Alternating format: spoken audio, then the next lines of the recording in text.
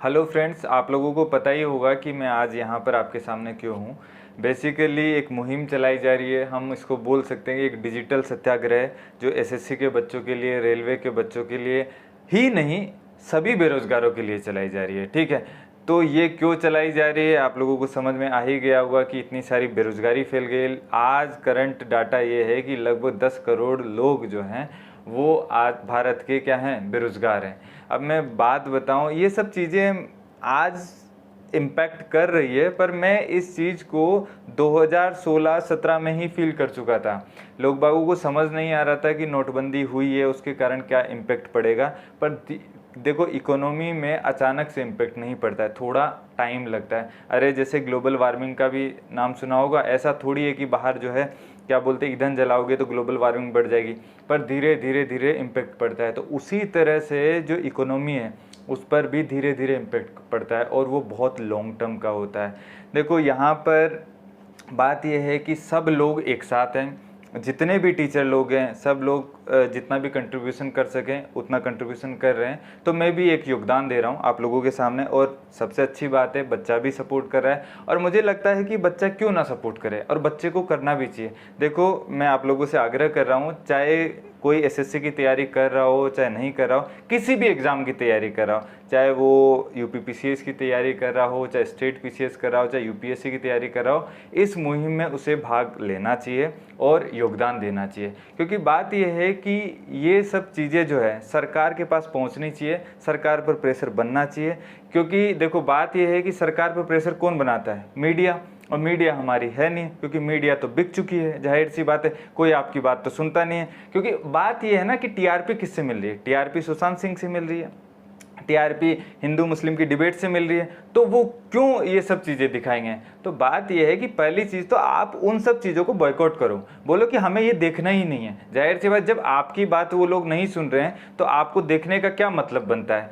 तो बात यही है कि सब लोग साथ रहेंगे तो डेफिनेटली सरकार पर प्रेशर बनेगा। कई लोगों को लग रहा होगा कि अरे कुछ नहीं होगा, कुछ नहीं होगा। अरे देखो, एक बात बताऊं, कोई सिस्टम में कोई इंसान जाता है तो वो अपना ईमानदारी पूर्वक काम करता है ना। उसे पता है कि यदि सिस्टम में करप्शन है कि मैं अकेला क्या कर लूँगा, कोई बात नहीं, आप अपना तो योगदान दे के देखो। यदि एक भी चेंज लाने की कोशिश करता है तो मुझे लगता है कि कई बार मास चेंजेस भी हो जाते हैं। अरे एक बात बताओ, बड़े बड़े लीडर चले गए, आपको मैं बताऊं, इमरजेंसी के बाद में इंदिरा गांधी और संजय गांधी भी हार गए थे, और इंदिरा गांधी बहुत बड़ी लीडर थी।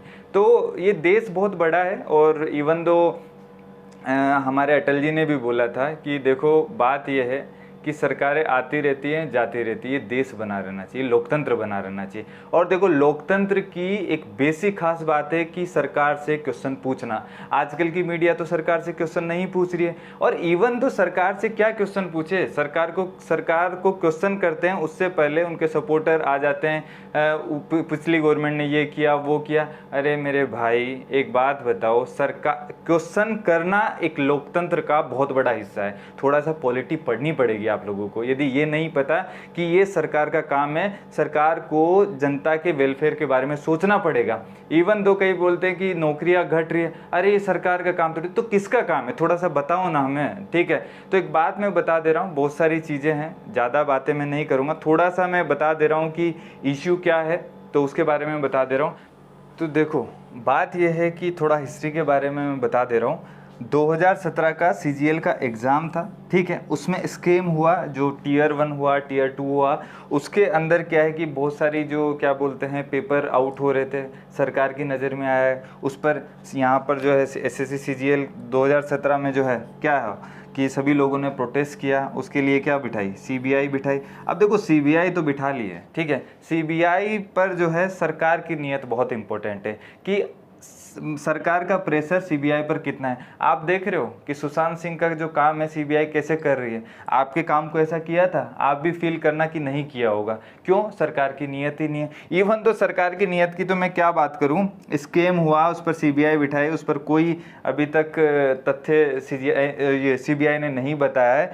और इवन दो उसके बाद जो एसएससी का जो चेयरमैन था, वो जो खुराना था, उसका कार्यकाल बढ़ाएगा, टेन्योर बढ़ाएगा। इवन दो उसके कार्यकाल बढ़ाने के पीछे मैं थोड़ा सा बैकग्राउंड बोलूं तो उसके पीछे ये होता है कि लॉ मिनिस्ट्री और यूपीएससी रिकमेंड करती है, पर लॉ मिनिस्ट्री और यूपीएससी ने रिकमेंड नहीं किया था कि इसका कार्यकाल नहीं बढ़ना चाहिए, बट सरकार ने उसका कार्यकाल बढ़ाया, क्योंकि वो रहेगा तो जितनी भी कमियां हैं उनको सुधार लेगा, क्योंकि यदि वो अपने आप को बचाएगा तो सरकार भी बची रहेगी। बट क्या करें, लोगों ने सोचा कि अरे 2017 वाले बच्चे हैं तो हम क्यों करें, मतलब 2018 में कोई पढ़ रहा है या कोई आगे की तैयारी कर रहा है तो उन्होंने साथ नहीं दिया।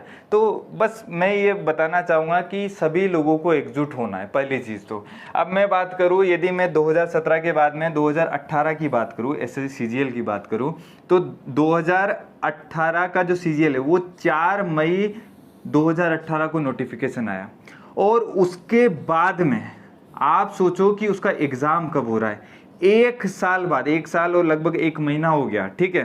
तो आप सोचो कि मतलब आप एग्ज़ाम का नोटिफिकेशन दे रहे हो और आपका एग्ज़ाम 1 साल बाद में हो रहा है, मतलब बच्चा बैठा रहेगा सिर्फ एक एग्ज़ाम देने के लिए, जो प्रिलिमिनरी एग्जामिनेशन, उसके बाद टियर 2 हो गया, डिस्क्रिप्टिव होगा, तो फिर कितना खींचेगा। अब देखो उसके बाद में दिसंबर में डिस्क्रिप्टिव एग्ज़ाम भी करवा लिया, बट अभी तक कोई रिजल्ट नहीं आया है। जस्ट इमेजिन कि मतलब बच्चा कितना परेशान होगा ये सब एग्ज़ाम देके, क्योंकि उसके हाथ में नौकरी तो आ ही नहीं रही है। अब यदि मैं बात करूं रेलवे नोटिफिकेशन की, भाई साहब ये जो नोटिफिकेशन है बेसिकली जो चुनाव था उससे पहले की बात थी, ठीक है। सरकार ने बोला कि हम जो है आरआरबी में जो है 90,000 वैकेंसी निकाल रहे हैं। आप जस्ट इमेजिन कि 90,000 वैकेंसी के लिए 2.8 करोड़ एप्लीकेशन आए। जस्ट इमेजिन, आप सोचो कि देश में बेरोजगारी कितनी है, और उसमें ग्रुप सी ग्रुप डी सब कुछ इंक्लूड था, तो उसमें इतने फॉर्म, मतलब ये डाटा ही बता दे रहा है कि कितना बेरोजगारी है इस देश के अंदर। और भाई साहब मैं बताऊं कि आज 31 डेज हो चुके हैं, अभी तक कोई पता नहीं है, कभी वेंडर डिसाइड नहीं होता, कभी डेट एक्सटेंड होती रहती है। क्यों? क्योंकि बात ये है ना कि उनको पता है कि सीधी सी बात है कि उनके बिहाफ से लड़ने वाले तो बहुत हैं, अरे वो कुछ भी करते रहें, बट आप तो बोलोगे नहीं क्योंकि हम तो सपोर्टर हैं उनके। अरे भाई बात ये नहीं है, ये देश एक है ना, आप किसी भी पार्टी से बिलोंग करते हो उससे कोई मतलब नहीं है। यदि कोई चीज़ गलत है तो उसके बारे में बोलना सीखो, क्योंकि बात ये है कि ये सरकार की रिस्पॉन्सिबिलिटी है, क्योंकि वो हमसे टैक्स लेते हैं। तो सीधी सी बात है, इसमें ये मत सोचा करो मैं इस पार्टी को बिलोंग करता, इस पार्टी को कोई मतलब नहीं है, जो गलत है वो गलत है, जाहिर सी बात है, बोलना सीखो। तो ये तो मैं सिर्फ बता रहा था कि ये किस प्रकार से डिले करते हैं। कभी आपने सुना है कि इनका इलेक्शन जो है अभी डेट डिसाइड हुई, फिर उसके जो है 1 साल बाद में रिजल्ट आया, वो भी क्या बोलते हैं सुप्रीम कोर्ट में चला गया और उसको भी जो है निरस्त कर दिया? ऐसा कभी सुना है? ऐसा हो जाएगा तो देश पलट जाएगा, ऐसा बिल्कुल भी नहीं हो सकता। आप खुद तत्परता देख सकते हैं, बिहार का इलेक्शन करवाया जा रहा है, सरकार की नीयत, और देखो सरकार और मीडिया है कि नीट का एग्जाम, IIT का एग्जाम जो है करवाना है, सरकार की नीयत है। तो आप सोचो देखो मीडिया कैसा सपोर्ट कर रहा है। तो बात यह है कि सब लोगों को साथ में रहना है ना, और ऐसा बिल्कुल भी अपने आप को नहीं सोचना है कि ये सरकार का विरोध कर रहे हैं, ये नहीं, हम सरकार का कोई विरोध नहीं कर रहे हैं, हम हमारी बात की हम अपनी बात को रख रहे हैं। ये एक तरह का डिजिटल सत्याग्रह है, सीधी सी बात है, हम नॉन वायलेंस रूप से हम अपनी बात रख रहे हैं। और मुझे लगता है कि अपनी बात रखना लोकतंत्र में एक अधिकार है और उसी अधिकार का प्रयोग हम कर रहे हैं, ठीक है। अब मैं देखो, ये तो मैं सिर्फ डिले की बात कर रहा था कि इससे कितना, मतलब मैं क्या बताऊं, बहुत पेनफुल रहता है ये सब चीज़ें। और दूसरी चीज़ मैं बताऊं कि वैकेंसी, अरे कई लोग बोलते हैं कहाँ वैकेंसी घटी है, मतलब अब मैं क्या बोलूँ, थोड़ा सा डाटा देखेंगे तो उनको खुद समझ में आ जाएगा कि आज वो खुद बेरोजगार क्यों हैं, उसके पीछे उनको समझ में आ जाएगा। ये एक रीज़न है। और दूसरा रीज़न मैं बताता हूँ, अरे IBPS PO की मैं बात कर रहा हूँ कि 2013 में 22,000 वैकेंसी थी, 22,000। जस्ट इमेजिन 2020 में 1167 वैकेंसी। अब एक बात बता, नौकरी कहाँ से मिलेगी है? ये लोग बोल रहे हैं कि भाई बैंकों का मर्ज कर दिया है इन लोगों ने कि भाई बड़ी बैंक बनाएंगे। अब एक बात बता, बड़ी बैंक बनाओ छोटी बैंक बनाओ, अरे नौकरी तो दो, जाहिर सी बात। अरे आप देखो 22,000 से 1167, आप लोग समझ सकते हो। एसएससी सीजीएल का ट्रेंड बताता हूँ, 2012 से 2000 तक, 2012, 13, 14 सब में लगभग 16,000 वैकेंसी आई थी। लगभग कितनी? 16,000 वैकेंसी।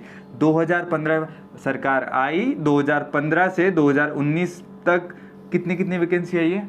8,000। मतलब 2015, 16, 17 इन सब में क्या है? 8,000। आप डाटा उठा के देखोगे 8,000 के इर्द गिर्द डाटा घूम रहा है। और ऊपर से देखो वैकेंसी कम है और ये हालात भी इनके, रिजल्ट भी नहीं आ रहे, वैकेंसी कम है। और देखो एक बात बता दे रहा हूँ, ये सब चीज़ें तो जो है एसएससी में हो ही रही है, ठीक है। ऐसा नहीं है कि यूपीएससी में चीज़ों गड़बड़ नहीं है। यूपीएससी की वैकेंसी आप देखोगे तो यूपीएससी में जो सिविल सर्विसेज एग्जामिनेशन है, जो आईएएस का एग्जाम होता है, 2013 के अंदर 1228 वैकेंसी थी, 1228 वैकेंसी, और 2020 में मात्र 796। एक बात बताओ, इतना डिग्रेडेशन हो गया है, इतना कम हो गया है वैकेंसी। सीएपीएफ की बात करा दे रहा हूं मैं, असिस्टेंट कमांडेंट, ये भी यूपीएससी कंडक्ट करवाता है। मैंने और का डाटा नहीं लिया है, सबकी हालत ऐसी ही है। 2010 में 970 वैकेंसी, अभी 2020 में, अभी रिसेंटली अभी उसके फॉर्म भी चल रहे हैं, 2019 में 2020 के अंदर 209 वैकेंसी मात्र। इवन तो बच्चा परेशान है कि इतनी कम वैकेंसी। अब बताओ, एक बात मैं बता दे रहा हूँ कि कई लोग सोचते हैं कि नहीं, हमारी नौकरी नहीं लग रही है, इसके लिए हम जिम्मेदार हैं। नहीं, देखो तुम जिम्मेदार तब होते तब तुम पढ़ाई नहीं कर रहे होते। यदि तुम अच्छे से पढ़ रहे हो उसके बाद भी नौकरी नहीं लग रही है तो यकीन मानना कि ये सब तथ्य जो हैं जिम्मेदार हैं। अरे एक बात बताओ, जहाँ पर 22,000 वैकेंसी थी वहाँ पर 1100 आ जाएगी, और पॉपुलेशन तो इंक्रीज हो ही रही है ना, कम तो हो नहीं रही है, सीधी सी बात है। अब एक बात बताओ, पॉपुलेशन बढ़ रही है और आपकी वैकेंसी घट रही है, तो आपके नंबर ऑफ चांसेस तो घट रहे हैं ना, सीधी सी बात है। तो भाई हमारा एक आग्रह है कि गवर्नमेंट से बोलो कि एक तो वैकेंसी बढ़वाएं, सीधी सी बात है। ऐसा नहीं है रेलवे को बेच दिया है आपने, ठीक है, बीएसएनएल को बेच दिया है, बीएसएनएल खत्म ही हो गया, क्या बेच दिया? ऑर्डिनेंस फैक्ट्री में दिक्कत चल रही है। अरे एक बात बताओ कि सब कुछ बेच दोगे तो फिर गवर्नमेंट सेक्टर में क्या बचेगा? अरे एक बात बताओ कि जो लोग सपोर्ट करते हैं और इवन तो वो तैयारी कर रहे हैं, भाई आप ही बताओ कि गवर्नमेंट जॉब की तैयारी कर रहे हो तो गवर्नमेंट संस्थाएं तो रहनी चाहिए, तभी तो रहेगी जॉब। और बात यह है कि पेपर लीक हुआ था, क्या बोलते हैं, 2017 के अंदर, पर उस पर भी कोई कार्रवाई नहीं की गई ढंग से। एक बात बताओ, मैं एक बात बता दे रहा हूँ, पेपर लीक बहुत बड़ा मेजर इश्यू है, ट्रांसपेरेंसी रहना चाहिए, पेपर लीक नहीं होना चाहिए। क्योंकि मैं बता दे रहा हूँ कि होता क्या है कि जो बच्चा उसको कुछ नहीं आता वो सेलेक्ट हो जाता है, जो लास्ट वाला बच्चा है जो सेलेक्ट होना चाहिए था वो रह जाता है। तो बेसिकली क्या हो गया कि जो बेचारा जो पढ़ रहा है वो तो रह गया ना। अब ये सब चीज़ें चलती रहेगी तो काम नहीं हो पाएगा। एक बात मैं बता दे रहा हूँ, ये सबका योगदान है, और देखो सब लोगों को साथ देना है। मतलब वो किसी भी पार्टी का हो, किसी भी एग्ज़ाम की तैयारी कर रहा हो, पर इस डिजिटल सत्याग्रह में सबको साथ देना है। अरे आप हिस्ट्री उठा के देखोगे, 1857 की क्रांति फेल हो गई थी, असफल हो गई थी, तो उसमें एक कारण ये भी था कि कई भारतीय लोगों ने अंग्रेजों का साथ दिया था। मतलब सीधी सी बात है कि एकता की थोड़ी कमी थी। यदि यहाँ पर भी एकता की कमी रही तो मुझे नहीं लगता कि इससे अच्छा मौका आपके पास आ सकता है कि आप अपने आप को प्रूफ कर सकते हो कि हाँ भाई सरकार कोई भी हो, बट हम लोग जो गलत होगा उसके लिए आवाज़ उठाएंगे। और देखो आप लोग युवा लोग हो, अब हमारी जो सरकार है वो यूएन में जाके भी बोलती है कि हमारा जो डेमोग्राफिक डिविडेंड है बहुत ज़्यादा है। डेमोग्राफिक डिविडेंड मतलब बेसिकली जो कार्यशील जनसंख्या है, मतलब बेसिकली 15 साल से 64 साल के बीच की जो जनसंख्या है बहुत ज़्यादा है। मतलब बहुत ज़्यादा, मैं डाटा ही बता दे रहा हूँ कि अभी रिपोर्ट आई थी तो 15 साल से और 59 ईयर्स तक भारत की जनसंख्या लगभग 62% है। आप जस्ट इमेजिन, मतलब ये कार्यशील जनसंख्या, तो मतलब देश बहुत आगे बढ़ सकता है ना।